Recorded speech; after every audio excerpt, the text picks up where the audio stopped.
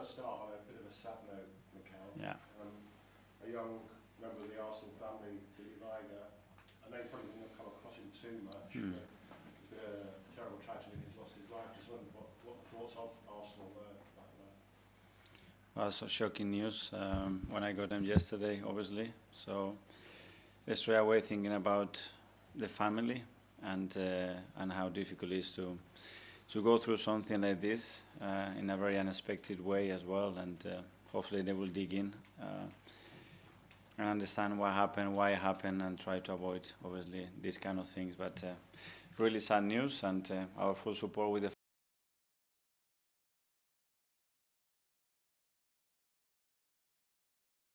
family and our thoughts with all the loved ones. Which brings everything into perspective, but to crack on with other questions, can you give us any injury update on Martin Odegaard? Martin will be training with us the next 2 days, so hopefully he'll be available for the game. Okay, so racing to be fit? Yes. And with Bukayo, he came off, didn't he, after an hour, took a bit of a knock, but it was always the plan, was it, for him to have that many minutes? Yeah, nothing to report there. I think he played the games that we anticipated. He did well, he feels good, and he will be trained the next 2 days. And he's available for selection? Yes. And you said there was going to be another scan, I think, on Noni. Has that happened? Not yet, not update yet. So everybody in the world, apart from Arsenal, seem to be saying that William Saliba has agreed a new deal. I'm assuming the reason Arsenal haven't announced it is because it's not quite done yet. So hopefully it will be everybody in the world, Arsenal included, very soon, and that's what I'm hoping. But let's leave the club to announce that when it's all done. But if it does happen, how important is that? Because he's a pivotal player for this club. He certainly is, and he's been instrumental in everything we've done in the last few years. It's great to see a lot of players willing and so driving to commit to the club. That means that they are happy, they feel valued, and they see that this is the best opportunity for them to continue their careers and fulfill the ambition of the club. How much pride do you take in the way he plays, his form, how good he is, and the fact that he's of interest to other big clubs in the world? Well, very impressive what he's done at his age, because sometimes we tend to forget. But his consistency, I think, the way he's progressed, I think the way he's matured as well as a person, and his role in the team has grown year after year. I think he's built a partnership with Gavi especially, but with the back line and the keeper that has given the best defensive record in the last 3 years, I think, and he's been pivotal to that. On that, you played some tough games already this season, but you've only conceded 2 goals in 7 games. So that says how good your defence is. Have you got the best defence in the Premier League now, with all the options that you've got in all the positions?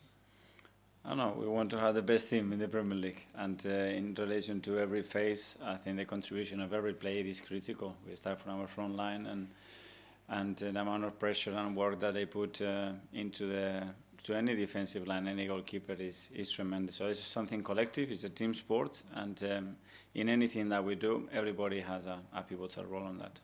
But to concede just 2 in 7, that's impressive. Yeah, especially one of them was a free kick that you cannot do much about it, and when it was an action that there are things to improve, but overall I think we've been consistent. It will be key to maintain that level.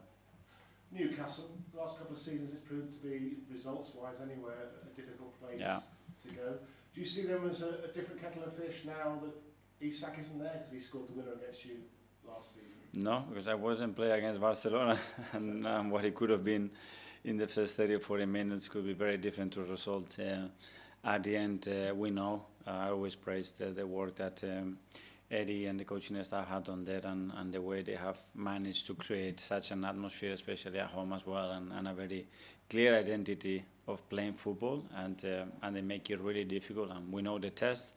We know that we're going to have to be much more efficient than we've been lately when we played up there to win the game, and we're going to work on that in the next 2 days.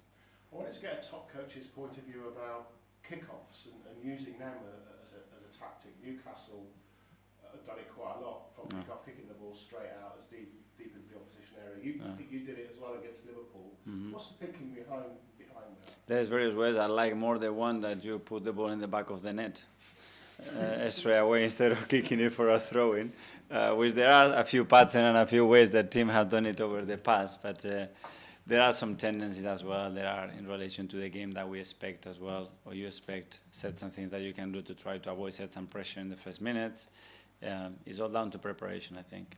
Is it something, getting the ball straight out, that you would only do away? Could you do that at home as well? Depends. First half, second half. If you concede and it's 2 minutes to go, depending. I think the context of the match and the results, I think, makes you decide what's the best thing to do now. And just finally on that, are there any other little tactics from kickoffs that you're considering that you might use in the future? Probably, yeah. But you're not going to tell me what? No. Thank you very much.